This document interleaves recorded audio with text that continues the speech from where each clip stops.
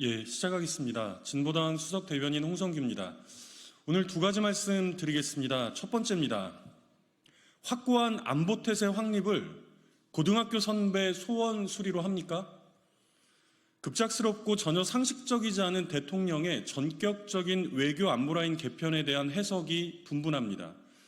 국민의힘은 긴급 교체 이유로 급변하는 국제 정세 때문이라고 애써 엄호에 나섰으나 미국 대선이 불과 80여일 앞으로 다가온 시점에서 어느 때보다 외교 안보팀의 역량을 집중해야 할 현 상황에 설득력이 전혀 없습니다.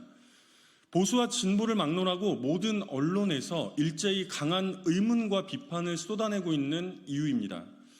현재 납득 가능한 설명은 단 하나로 좁혀집니다. 윤석열 대통령의 충암고 1년 선배인 과거 사석에서는 형님이라고 깍듯하게 대했다는 김용현 경호처장이 여러 차례 국방부 장관 자리를 희망했으며 그에 따른 연쇄적인 인사라는 지적입니다.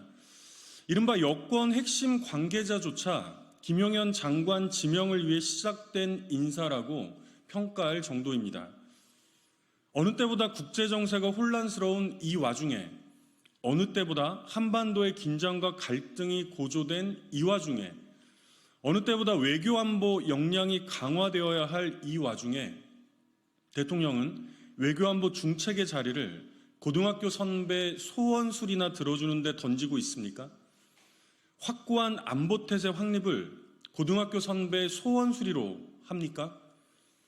이번 인사로 국가안보실의 장은 물론 1, 2, 3차장 모두 비외교관으로 채워졌습니다. 외교안보 기능이 제대로 작동되리라 기대하기도 어렵습니다. 참으로 기가 막히고 분노스럽습니다. 국정을 운영하는 것이 아니라 철저하게 권력을 사유화하고 있는 이 대통령, 어떻게 해야 합니까?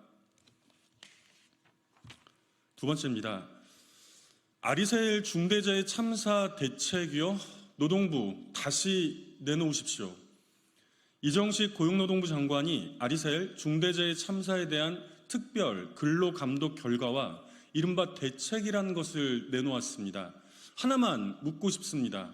장관은 본인이 발표한 대책만 잘 이행하면 정말로 앞으로 비슷한 참사를 막을 수 있다고 생각하십니까? 모든 이주 노동자의 최소 한 번 이상은 기초 안전보건교육을 받도록 하겠다고 했습니다. 안전사고의 책임을 노동자에게 떠넘기는 것도 말이 안 되는 데다 이러면 정말로 재발이 방지됩니까? 사업장에 소화, 경보, 대피 설비 등을 설치하면 최대 1억 원의 구입비를 지원하겠다고도 했습니다. 당연히 현장에서 필수적으로 갖춰야 할 시설들 아니었습니까? 이번 참사가 일어난 아리셀은 심지어 위험성 평가 우수 사업장으로 인정받고 산재보험료도 감면받은 바 있습니다.